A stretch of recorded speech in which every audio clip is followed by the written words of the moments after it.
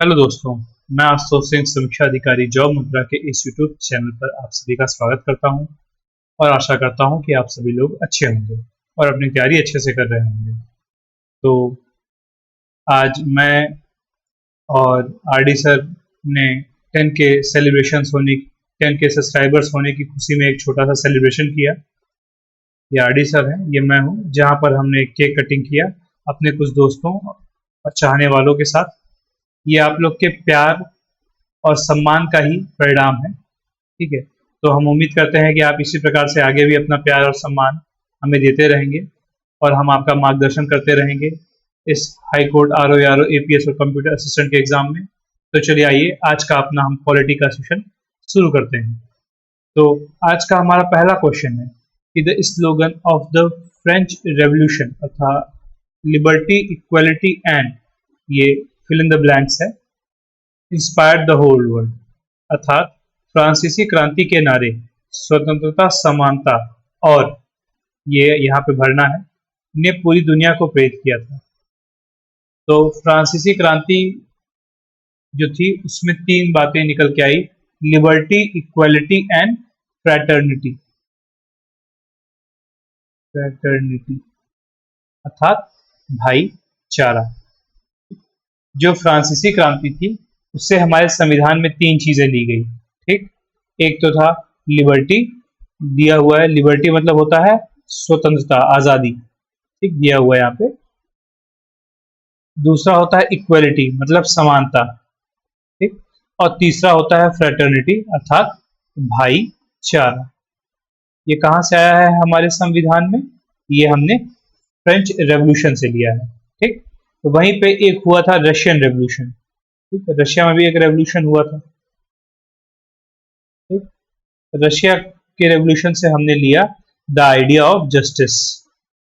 Idea of justice, न्याय का जो आइडिया है वो हमने रशिया से लिया। और जो ये न्याय था वो भी सिंपल न्याय नहीं था, उसमें तीन तरीके के न्याय थे: सामाजिक, आर्थिक और राजनीतिक, जिसे कहते हैं सोशल, इकोनॉमिकल एंड पॉलिटिकल। ठीक, सामाजिक, आर्थिक और राजनीतिक। ठीक, तो ये तीन तरीके के आइडिया रशियन रेवोल्यूशन से लिए गए थे, तीन तरह की जस्टिस। तो चलिए अपने नेक्स्ट क्वेश्चन पे चलते हैं हम। तो आज का हमारा नेक्स्ट क्वेश्चन है कि what is the minimum essential duration of professional practice by an advocate for appointment as a high court judge। अर्थात उच्च न्यायालय के न्यायाधीश के पद पर नियुक्ति के लिए एक वकील के लिए पेशेवर अभ्यास की न्यूनतम आवश्यक अवधि कितनी है? कुल बात को समझिए कुछ इस प्रकार से कि कोई एडवोकेट है, वो हाई कोर्ट में प्रैक्टिस कर रहा है। ठीक है, और वो कितने वर्ष तक प्रैक्टिस करे कि वो हाई कोर्ट के जज बनने के लिए एलिजिबल हो जाए, योग्य हो जाए। ठीक, तो इसका सही आंसर होगा बी। अरे, ऑप्शन तो बी है लेकिन 10 ईयर्स। ठीक, 10 साल तक। तो जो हाई कोर्ट के जज होते हैं ना, हाई कोर्ट में जज बनने के लिए पहले बात तो आपको भारत में किसी भी पद पे नियुक्त होना है तो पहली कंडीशन होती है कि should be a citizen of India, अर्थात भारत का नागरिक हो। ठीक, तो हम इसके बारे में बात नहीं करेंगे, ये तो बहुत ही कॉमन बात है। इम्पोर्टेंट बात क्या है कि वो एडवोकेट के रूप में होना चाहिए, हाई कोर्ट में 10 साल तक प्रैक्टिस किया हो, कंटिन्यूसली, लगातार 10 साल तक हाई कोर्ट्स में वो एडवोकेट के रूप में प्रैक्टिस किया हो। ठीक, या जुडिशियल ऑफिस होल्ड किया हो 10 साल तक। ठीक, पहले मुझे समझ में नहीं आता था जुडिशियल ऑफिस क्या है, मैंने भी रट लिया था। ठीक है, जिसे न्यायिक कार्यालय कहते हैं एक तरीके से, लेकिन हाईकोर्ट में आने के बाद मुझे समझ में आया कि ये क्या होता है। देखिए, हमारे यहाँ जैसे न्यायिक, हमारे यहाँ यूपी जेएस होता है, यूपी जुडिशियल सर्विसेज। तो उसमें सबसे पहले एग्जाम देके जिनका सिलेक्शन होता है वो सिविल जज बनते हैं। ठीक है, सिविल जज जूनियर डिवीजन बनते हैं वो। ठीक है, बाद में प्रमोट होके सीनियर डिवीजन में बन जाते हैं, सिविल जज सीनियर डिवीजन। फिर आगे चल के वो एडीजे बनते हैं, एडिशनल डिस्ट्रिक्ट जज। फिर आगे चल के वो डीजे बनते हैं। तो ये जो पद है ना, इन्हें कहा जाता है जुडिशियल ऑफिसर्स। ठीक, यही होते हैं न्यायिक अधिकारी।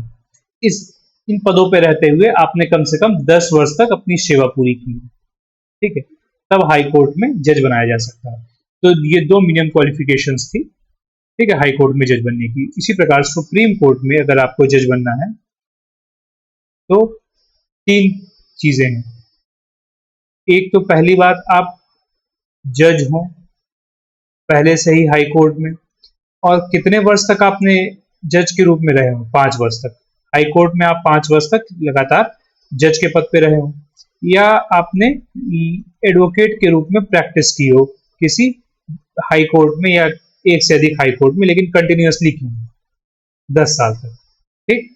या तो एक डिस्टिंग्विश्ड ज्यूरिस्ट हो, डिस्टिंग्विश्ड ज्यूरिस्ट, इसका मतलब होता है jurist in the opinion of president, मतलब प्रेसिडेंट की नजर में एक आप कानून के अच्छे नॉलेज वाले हो, डिस्टिंग्विश्ड ज्यूरिस्ट हो, ठीक है, बहुत जाने माने आप न्याय से संबंधित क्या हो, जज हो, वकील हो, आपको न्याय का अच्छा ज्ञान हो, ठीक, डिस्टिंग्विश्ड ज्यूरिस्ट हो प्रेसिडेंट की ओपिनियन में, ठीक, तब आपको सुप्रीम कोर्ट में जज बना सकते हैं। हाई कोर्ट में ऐसा कोई प्रावधान नहीं है, वहां पे केवल 2 ही चीजें हो सकती हैं, ठीक, कि आप या हाई कोर्ट में एडवोकेट रहे हो 10 साल तक, या जुडिशियल अफसर रहे हो। लेकिन सुप्रीम कोर्ट में ये प्रावधान है सुप्रीम कोर्ट का जज बनने के लिए, ठीक। तो आप ये बातें याद रखिएगा। तो चलिए अपने नेक्स्ट क्वेश्चन पे चलते हैं हम। तो हमारा आज का नेक्स्ट क्वेश्चन है कि which of the following states had maximum Lok Sabha seats in 2014, अर्थात इनमें से किस राज्य में 2014 लोकसभा में सर्वाधिक सीटें थी। ये जो 2014 है ये इसीलिए है कि 2015 का जो हाई कोर्ट आरओ का एग्जाम आया था उसमें पूछा गया था, ठीक है। लेकिन मैंने इस क्वेश्चन को साल के अगर हटा भी दे तो भी इस क्वेश्चन में कोई फर्क नहीं पड़ता, आपसे 24 लिख दीजिए, 25 लिख दीजिए, पहले और अभी भी बात आज की सेम टू सेम है कि लोकसभा में सबसे ज्यादा सीटें किस राज्य के पास है, तो वो उत्तर प्रदेश है। तो उत्तर प्रदेश के पास लोकसभा में कितनी सीटें हैं, 80 सीटें हैं, और राज्यसभा में 31 सीटें हैं, 31। ये सबसे ज्यादा है पूरे भारत में। ये याद रखिएगा कि पूरे भारत में सबसे ज्यादा लोकसभा की सीट यूपी में है, जो कि है कितनी, 80, और राज्यसभा में पूछी जाए तो कितनी है, 31, 31। ये आपको याद रखनी है, ठीक है, ये पूछा जाता है। अगर पूछा जाए कि सेकंड सबसे हाईएस्ट किसके पास है, तो आएगा नाम महाराष्ट्र का। लोकसभा की बात कर रहा हूं केवल, ठीक। महाराष्ट्र में कितनी सीटें हैं, 48, 48 सीटें हैं। उसके बाद थर्ड नंबर पर आएगा वेस्ट बंगाल, कितनी सीटें हैं, 42 सीटें हैं लोकसभा की। उसके बाद आएगा बिहार, कितनी सीटें हैं, 40। मैं ये बातें इसलिए बताया हूं, जो थोड़े अच्छे एग्जाम होते हैं वहां ये बातें पूछी जाती हैं कि लोकसभा की सीटें कहां पर किस राज्य के पास है। ये तो टॉप 4 हैं, इसीलिए मैं इनके बारे में बताया। देखिए यूपी में 80 सीटें, फिर महाराष्ट्र में देखिए कितना गैप है, 48, वेस्ट बंगाल 42, बिहार 40। ये तो काफी पास है, लेकिन यहाँ देखिए यूपी में कितना अंतर है, ठीक है। तो आप ये लोकसभा की सीटें याद रखेंगे, टॉप 4 पूछी जाती हैं एग्जाम्स में, ठीक। तो चलिए अपने नेक्स्ट क्वेश्चन पे चलते हैं।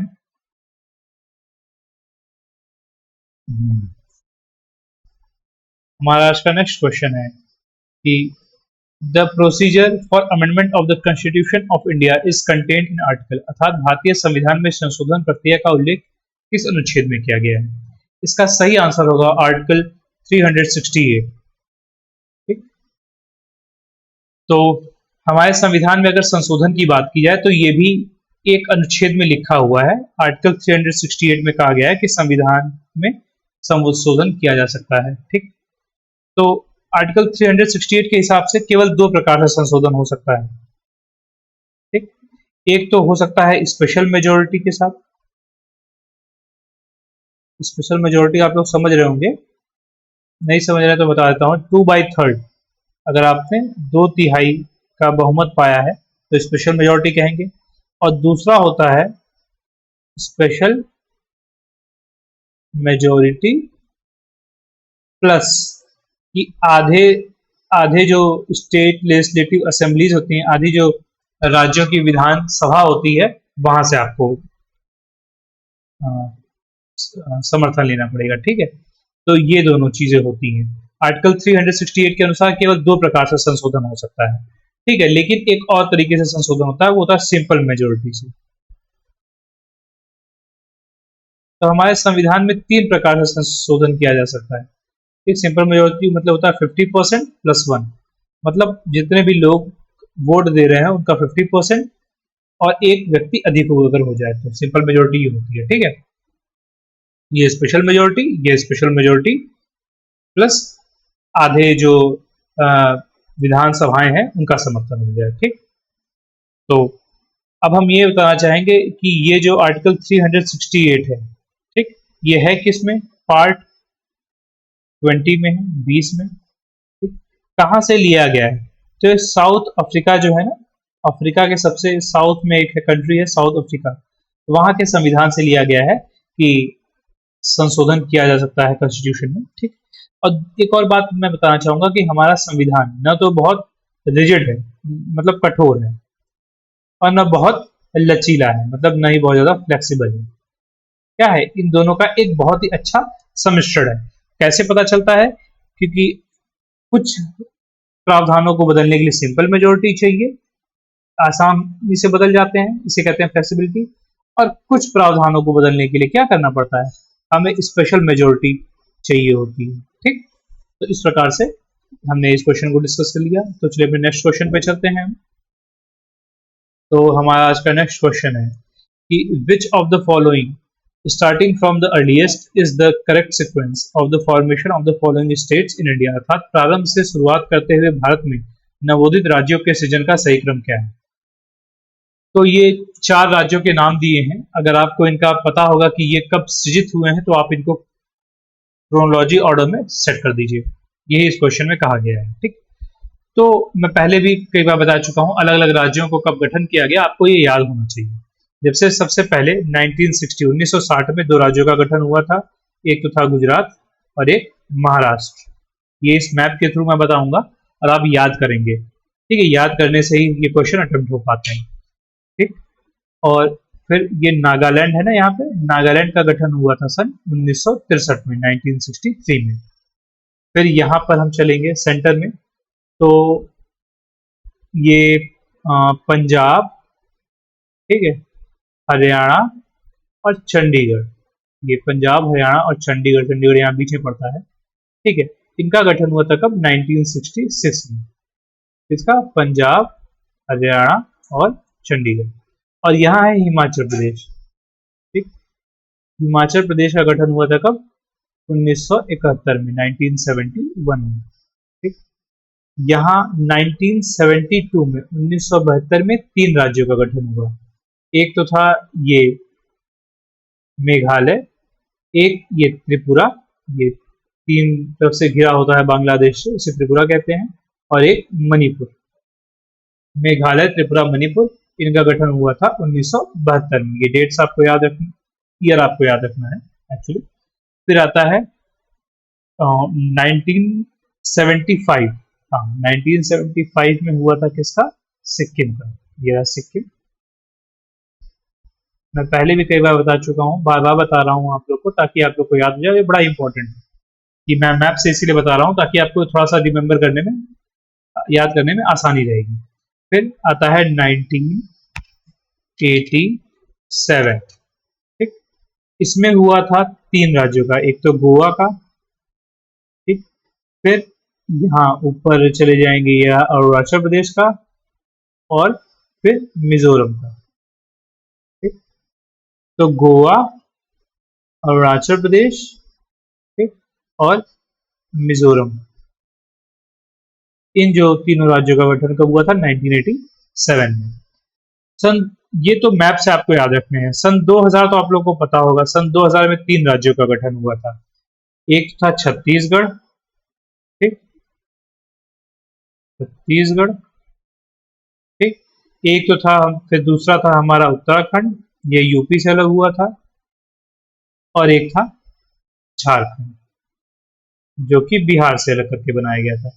तो छत्तीसगढ़ का गठन सबसे पहले हुआ था 1 नवंबर को बना था ये। ठीक, फिर उत्तराखंड का गठन हुआ था 9 नवंबर को, और जो झारखंड का इसका गठन हुआ था 15 नवंबर को। ठीक, तो इस प्रकार से सन 2000 में इन 3 राज्यों का गठन हुआ। उसके बाद सबसे लेटेस्ट में जो गठन हुआ था राज्य का, वो था तेलंगाना। 2 जून 2014 को तेलंगाना का गठन हुआ। ये मैंने काफी बातें आपको बता दी। अब आप इस तरह इन अ, अगर सेट करेंगे तो आपको पता चलेगा कि हिमाचल प्रदेश 1971 में हुआ है, सिक्किम 1975 में हुआ है, मिजोरम और गोवा ये दोनों 1987 में हुए हैं। तो आप इनके बारे में तो नहीं कर पाएंगे, लेकिन आप इससे तो समझ ही आ रहे हैं 1971, 1975 और ये दोनों लास्ट में होंगे। तो the right answer will be D. ठीक है, आप ये मैप के थ्रू इसे याद करने की कोशिश कीजिएगा, एक दो बार बनाएंगे आपको याद हो जाएगा। ठीक, तो चलिए अपने नेक्स्ट क्वेश्चन पे चलते हैं हम। हमारा नेक्स्ट क्वेश्चन है कि the 10th schedule of the constitution of India relates to, अर्थात भारत के संविधान की 10वीं अनुसूची किससे संबंधित है। तो हमारे इस समय संविधान में 12 अनुसूचियां हैं। ठीक है, 12th शेड्यूल है, जिसमें से जो 9th नंबर की है, 10th है, 11th है और जो 12th है, ये इंपॉर्टेंट है, सबसे ज्यादा इंपॉर्टेंट यही है। बाकी भी हैं, आपको याद करिएगा, बाकी भी याद करने की कोशिश करिएगा, लेकिन ये आपको पक्का याद होनी चाहिए। 12वें में है म्यूनिसिपालिटी, ठीक, मतलब नगर पालिका। 11वें में है पंचायत। ठीक, 10वें में है आ, ये हाँ, disqualification on ground of defection, अर्थात दल बदल विरोधी कानून।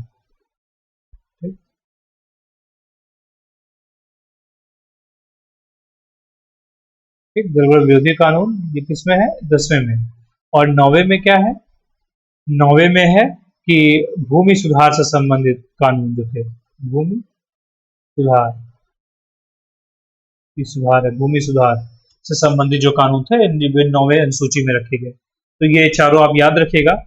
ठीक है, भूमि सुधार था, ये फर्स्ट कॉन्स्टिट्यूशनल अमेंडमेंट एक्ट से लाया गया था। जो ये दल बदल है से संबंधित कानून जो था, ये 52वें संविधान संशोधन से लाया गया था। और पंचायत जो थी ये 73वें से संविधान संशोधन से लाई गई थी, और म्यूनिसिपालिटी 74वें से लाई गई थी। ठीक है, याद करने की कोशिश कीजिएगा। और इसका सही आंसर होगा D, disqualification on the ground of defection. ये पूछा गया था ना कि 10वीं अनुसूची से संबंधित क्या है, दल बदल विरोधी कानून। देखिए लिखा है ना, दल बदल के आधार पर निष्कासन से संबंधित। ठीक है, इसका मतलब ये होता है कि कोई भी व्यक्ति अगर किसी पार्टी से चुन कर गया है, तो वो चुने जाने के बाद अगर संसद या जो स्टेट लेजिस्लेटिव असेंबली होती है वहां पहुंचता है, तो बाद में अपना पार्टी नहीं बदल सकता, वो उसी पार्टी से रहेगा। ठीक, और भी बहुत सारे प्रावधान थे, ये मोटी मोटी बात है। फिर who among the following did not serve as vice president of India before becoming the president of India, अर्थात इनमें से किसने भारत का राष्ट्रपति बनने से पूर्व भारत के उपराष्ट्रपति पद पर कार्य नहीं किया है। कौन, यहाँ पूछा जा रहा है कि कौन व्यक्ति पहले वाइस प्रेसिडेंट था और बाद में प्रेसिडेंट बने। ठीक, तो कौन ऐसा है कि जो नहीं बना, मतलब वाइस प्रेसिडेंट से प्रेसिडेंट नहीं बना है, वो पहले कुछ और था। तो इसका सही ऑप्शन होगा सी, नीलम संजीव रेड्डी। नीलम संजीव रेड्डी ये पहले स्पीकर हुए थे। ठीक है, बाद में ये स्पीकर से बन गए प्रेसिडेंट।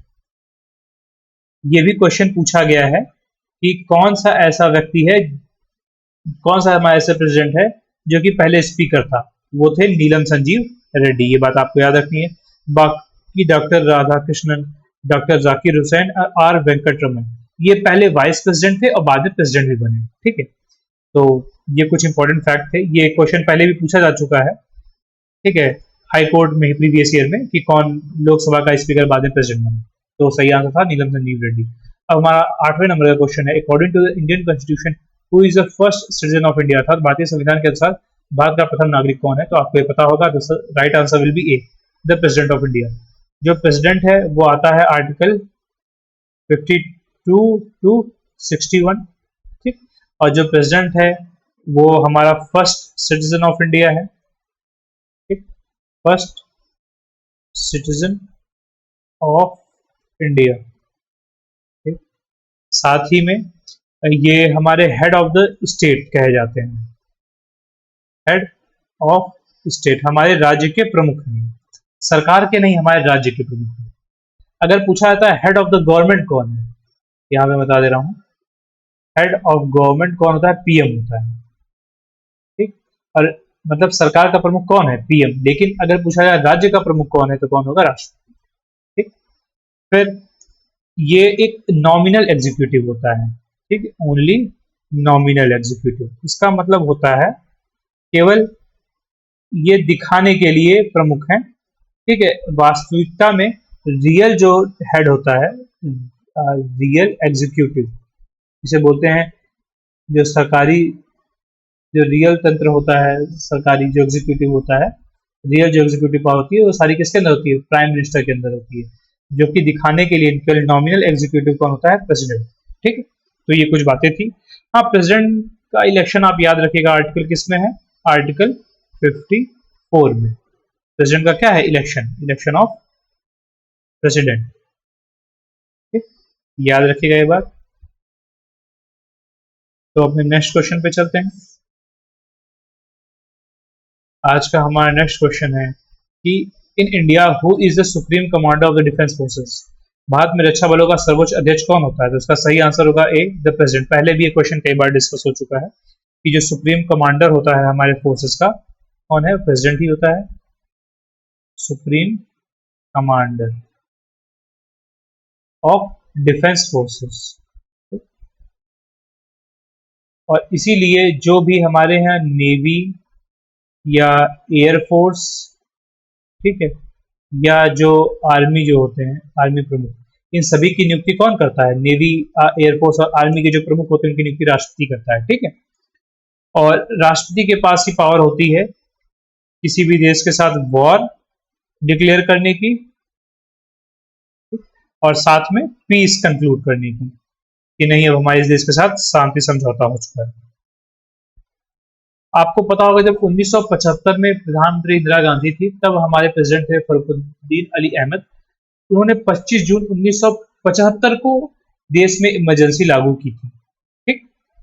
तो इमरजेंसी लागू करने की ताकत किसमें होती है, प्रेसिडेंट में। और किसी भी देश के साथ वॉर डिक्लेयर करनी हो तो प्रेसिडेंट करेगा, और शांति की भी बात करनी होगी, शांति की बात करेगा कि हमारे देश के साथ शांति समझौता हो चुका है, तो कौन करेगा, प्रेसिडेंट ही करेगा।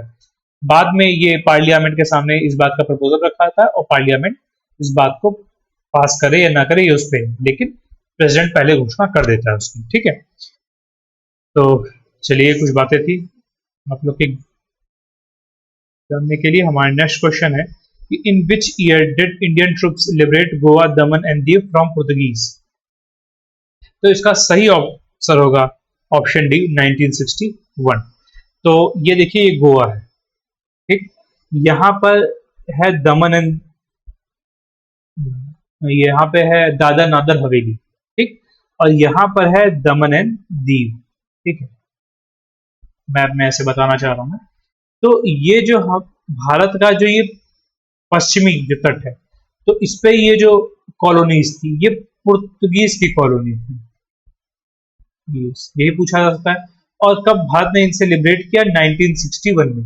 1961 में भारत ने गोवा को, दादर नागर हवेली को और दमन एंड दीव को पुर्तगीज से लिबरेट किया। तो यही पूछा गया इस क्वेश्चन में, ठीक।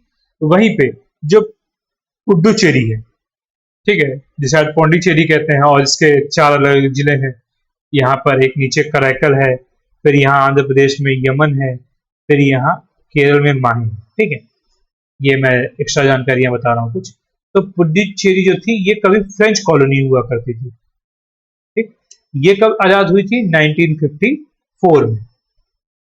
ये एक बड़ा इंपॉर्टेंट फैक्ट है, किसी कॉलोनी थी फ्रेंच की, और कब, 1954 में। तो वही यहाँ पर लक्षद्वीप है, ठीक है, यहाँ पर इंडिया के पास में ये लक्षद्वीप जो है, भारत ने इसे कब इस पे कब्जा किया था, 1956 में। फिर हमने इसे किसी से आजाद नहीं कराया। यहाँ पे ट्राइबल पॉपुलेशन थी, भारत की सेना गई और यहाँ पर अपना झंडा गाड़ ली, और 1956 में ये भारत की टेरिटरी में शामिल हो गया था लक्षद्वीप, ठीक। तो आपको ये साल याद रखने पड़ेंगे। ये मैं थोड़ा सा इसलिए बताया हूँ कि एक तरह से इधर समझ लीजिए कि पूर्व में जितनी भी कॉलोनीज हैं वो फ्रेंच कॉलोनीज थी, पश्चिम में जो कॉलोनीज थी वो पुर्तगाल कॉलोनीज थी, ठीक है, एक्सेप्ट लक्षद्वीप, ठीक। तो अपने नेक्स्ट क्वेश्चन पे चलते हैं हम आज के। मैप के थ्रू बताता हूँ, बताना आसान हो जाता है ना, याद भी रहता है, चीजें थोड़ी रिलेट कर पाते हैं। तो the national flag of India was adopted in its present form on, अर्थात भारत के राष्ट्रीय ध्वज को अपने वर्तमान स्वरूप में कब स्वीकृत हुआ था? इसका सही ऑप्शन होगा ऑप्शन बी, 22 जुलाई 1947 को। तो जो हमारा फ्लैग है वो 22 जुलाई 1947 को अडॉप्ट किया गया था अपने वर्तमान स्वरूप में। तो वहीं पर जो 24 जनवरी 1950, हमारा देश गणतंत्र होने से 2 दिन पहले 24 जनवरी 1950 को संविधान सभा की आखिरी बैठक थी, लास्ट सिटिंग थी। तब वहां पर कुछ चीजें इन्होंने डिसाइड की कि जो हमारा नेशनल एंथम जो अडॉप्ट किया गया था, जन गण मन, ठीक है, वो भी इसी दिन किया गया। जो हमारा नेशनल सॉन्ग है, ठीक, वो भी इसी दिन अडॉप्ट किया गया। आप लोग मुझे बताएंगे हमारे देश का नेशनल सॉन्ग क्या है, ठीक है। नेशनल एंथम तो मैंने बता दिया, जन गण मन है। आप नेशनल सॉन्ग बताएंगे। और आखिरी दिन ये भी तय हुआ कि हमारे देश के प्रेसिडेंट कौन बनेंगे अगले, डॉक्टर राजेंद्र प्रसाद, ठीक। तो ये जो आखिरी मीटिंग थी 24 जनवरी 1950 को, वहां पे डिसाइड हुआ था कि नेशनल एंथम हमारा अडॉप्ट कर लिया गया, नेशनल सॉन्ग अडॉप्ट कर लिया गया, और हमारे प्रेसिडेंट कौन होंगे अगले वो भी अडॉप्ट किए गए थे। ये डेट आपको याद रखनी है, पूछा गया इससे पहले वाले question. The 11th schedule of the Indian constitution is associated with, अर्थात भारतीय संविधान की 11वीं अनुसूची किससे संबंधित है? तो अभी मैंने 2-3 स्लाइड्स पहले इस बात को डिस्कस किया कि हमारे संविधान में इस समय 12 अनुसूचियां हैं, 12 शेड्यूल है, और जिसमें से 9, 10, 11 और 12 ये इंपॉर्टेंट है। 12 का संबंध म्यूनिसिपालिटी से, 11 का पंचायत से, 10 का है दर बदर विरोधी कानून से, और 9 का है भूमि सुधार से, ठीक। इन्हें अलग अलग अमेंडमेंट से ऐड किया गया। 9वें को ऐड किया गया फर्स्ट कॉन्स्टिट्यूशनल अमेंडमेंट एक्ट 1951 से। जो 10वां था इसको 52nd कॉन्स्टिट्यूशनल एक्ट से ऐड किया गया। 11वें को 73वें संविधान संशोधन से ऐड किया गया था। 12वें को 74वें संविधान संशोधन से ऐड किया गया था, ठीक है। तो यहाँ पे पूछा है 11वां किससे संबंधित है? 11वां किससे संबंधित है? पंचायती राज से, ठीक। तो चलिए मैं नेक्स्ट क्वेश्चन पे चलते हैं। बता इसीलिए रहा हूं ताकि आपको याद हो जाए, एकदम रटा रहे जुबान पे। Under which article president can dissolve the Lok Sabha, अर्थात राष्ट्रपति लोकसभा को किस अनुच्छेद के अंतर्गत भंग कर सकता है? इसका सही आंसर होगा ऑप्शन है आर्टिकल 85। देखिए, मैं एग्जाम में सारे आर्टिकल नहीं रख के जाता, ठीक है। बहुत गिने चुने ही इंपॉर्टेंट आर्टिकल्स होते हैं जो एग्जाम में पूछे जाते हैं, और ये उनमें से इंपॉर्टेंट नहीं है। तो पहली बार अगर ये क्वेश्चन मुझे मिला होता तो मैं पक्का इस क्वेश्चन को अटेम्प्ट नहीं करता, या तो कुछ, क्योंकि निगेटिव मार्किंग नहीं है तो मैं इन्हीं दोनों में से कुछ लगाता। इन दोनों को तो नहीं लगाता, मैं तुक्का ही लगाता, क्योंकि 1965 और 1956 ये दोनों स्टेट इमरजेंसी से संबंधित है, ठीक है, या इसे कॉन्स्टिट्यूशनल इमरजेंसी भी कहते हैं, उससे संबंधित है। तो ये दोनों तो नहीं लगाता, इन दोनों में से किसी एक को मैं तुक्का जरूर लगाता अगर मैं एग्जाम दे रहा होता उस समय, ठीक, क्योंकि ये इंपॉर्टेंट आर्टिकल नहीं है। फिर भी चूंकि अब मेरे सामने आ गया है तो मुझे इस बात को डिस्कस करना है, ठीक है। आर्टिकल 85 में ये लिखा है कि president can dissolve the Lok Sabha. देखिए, हमारे संसद में 2 सदन होते हैं, लोकसभा और राज्यसभा, ठीक। मैं बता चुका हूँ, संसद आर्टिकल 79 में आता है, ठीक है। और इसमें 2 बॉडीज होती हैं, एक होता है लोकसभा, एक होता है राज्यसभा। प्रेसिडेंट भी होता है हमारे संसद का हिस्सा, वो एक अलग बात है। तो लोकसभा जो कि एक टेम्पररी बॉडी होता है, ठीक, ये आता है आर्टिकल 81 में। वही राज्यसभा एक परमानेंट बॉडी होता है जो आता है आर्टिकल 80 में आता है। परमानेंट बॉडी है, ये कभी भी विघटित नहीं होती है, डिसॉल्व नहीं होती है, ये हमेशा बनी रहती है। वही लोकसभा हर 5 साल पर, इसका टेन्योर होता है केवल 5 साल ही रहती है, फिर 5 साल के बाद ये डिसॉल्व हो जाती है। लेकिन प्रेसिडेंट चाहे तो 5 साल से पहले भी इसको डिसॉल्व कर सकता है, ठीक, अगर उसे पीएम ऐसा एडवाइस करे। अगर प्राइम मिनिस्टर प्रेसिडेंट को एडवाइस कर रहा है कि डिसॉल्व कर दो, तो प्रेसिडेंट लोकसभा को समय से पहले ही डिसॉल्व कर देगा, ठीक। ये कहाँ लिखा है? आर्टिकल 85 में लिखा हुआ है। यही इस क्वेश्चन में पूछा गया था। तो चलिए अपने नेक्स्ट क्वेश्चन पे चलते हैं हम अपने। तो आज का हमारा नेक्स्ट क्वेश्चन है कि who of the following authorities has the power regarding the formation of new states or alter the boundaries of existing states? अर्थात निम्नलिखित में से किस प्राधिकरण के पास नए राज्यों के गठन या मौजूदा राज्यों के सीमाओं में परिवर्तन करने का अधिकार है? अरे आपने देखा होगा, मैंने इस क्वेश्चन को कितनी बार डिस्कस कर लिया है, पहले भी 2 बार ये क्वेश्चन आ चुका है। मतलब वही क्वेश्चन बार बार रिपीट हो रहा है, रिपीटिशन की एक आदत हो गई है इन्हें, ठीक है। और मुझे इतनी बार पढ़ाते पढ़ाते ये भी समझ में आ गया है कि कहाँ से क्वेश्चन पूछे जाने हैं और कहाँ से पूछे जा रहे हैं, ठीक। लगभग मैंने सभी सेट्स के क्वेश्चन देख लिए हैं, ठीक। तो मुझे अंदाजा लग गया है कि कहाँ से क्वेश्चन पूछे जाते हैं और बार बार उन्हीं क्वेश्चंस को रिपीट किया जा रहा है। तो चलिए अपने इस प्रेजेंट क्वेश्चन पे आते हैं। तो इसका सही आंसर होगा ऑप्शन सी, पार्लियामेंट, संसद के पास पावर है। तो आर्टिकल जो 3 है हमारे संविधान का, वो ये कहता है कि संसद के पास शक्ति है राज्यों के संदर्भ में, ठीक, कि वो राज्यों का क्या कर सकती है, नाम बदल सकती है, राज्यों की जो सीमा है उसको बदल सकती है, राज्यों का जो क्षेत्र है उसे बढ़ा या घटा सकती है, और नए राज्यों का गठन कर सकती है, ठीक। राज्यों का कोई भी, किसी भी राज्य का नाम बदल सकती है बिना उस राज्य से पूछे। किसी भी राज्य की सीमा संसद बदल सकती है, सीमा मतलब बाउंड्री, ठीक है, बदल सकती है बिना उस राज्य से पूछे। उसका एरिया बड़ा कम या ज्यादा कर सकती है बिना उस राज्य से पूछे, और किसी भी नए राज्य का गठन कर सकती है संसद। ये आर्टिकल 3 के तहत उसे पावर मिली हुई है संसद के पास, ठीक। उस राज्य से केवल एक रिकमेंडेशन ली जाती है, लेकिन बाउंडेड नहीं होता है संसद उसके लिए कि फॉलो करे या ना करे, ठीक। फिर हमारा आज का आखिरी क्वेश्चन है, which among the following ideal the preamble to the constitution of India has been borrowed from the Russian constitution, अर्थात भारत के संविधान की प्रस्तावना में कौन सा आदर्श रूसी संविधान से लिया गया है? Justice, the idea of justice, मैं पहले भी बता चुका हूँ, शायद हमारा पहला क्वेश्चन यही था कि जो हमने द आइडिया ऑफ जस्टिस है कहाँ से लिया है, रशिया से लिया है। और वही लिबर्टी, इक्वलिटी एंड फ्रेटर्निटी, ये कहाँ से लिए गए हैं? ये फ्रेंच रेवोल्यूशन से लिए गए हैं।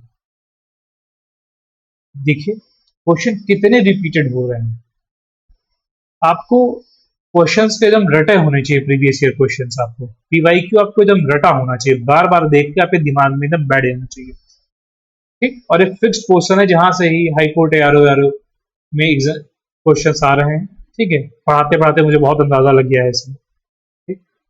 तो रशिया के संविधान से हमने कुछ चीजें ली हैं और कुछ चीजें फ्रेंच के संविधान से ली हैं। तो चलिए मैंने ये स्क्रीनशॉट लगा दिया है एक रेफरेंस के लिए, ठीक है, यहाँ पे हम कुछ एक्स्ट्रा पॉइंट्स को भी डिस्कस कर लेंगे। तो ये रहा फ्रांस, फ्रांस से लिया है हमने कॉन्सेप्ट ऑफ रिपब्लिक, ठीक, मतलब गणतंत्रता का जो भी कॉन्सेप्ट है हमने फ्रांस से लिया है। The idea of liberty, equality and fraternity, ये फ्रांस से लिया गया है।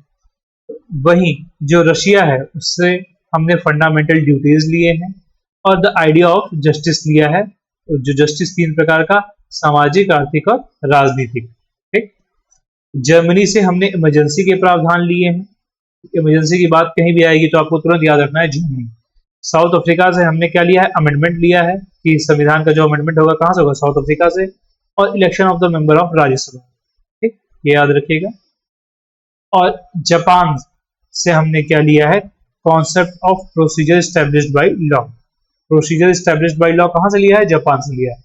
ऑस्ट्रेलिया से वही हमने 3 चीजें ली हैं, कंकरेंट लिस्ट ऑस्ट्रेलिया से है, जो ज्वाइंट सिटिंग है वो ऑस्ट्रेलिया से ली गई है, और ट्रेड एंड कॉमर्स ये कहाँ से लिया गया, ऑस्ट्रेलिया से। तो इस प्रकार से ये कुछ चीजें हैं जो हमने अलग अलग देशों के संविधान से बोरोड की हैं, तो आपको ये याद रखना है, ठीक। तो इस प्रकार से आज हमारा ये सेशन यहीं पे समाप्त होता है। मैं आप लोग से कुछ चीजें कहना चाहूंगा कि जल्दी हम ये बातें कहते नहीं हैं, लेकिन अब ये आइडिया आया कि चलिए कुछ बातें भी कभी कभी कह दी जाए, कि अब आप लोग थोड़ा कोशिश करिएगा हमारे वीडियोस को लाइक करने की, शेयर करने की, ठीक है। और कोई भी आपका सुझाव होगा तो हमें जरूर बताइएगा कमेंट बॉक्स में, और सब्सक्राइब तो आप लोग कर ही रहे होंगे, ठीक है।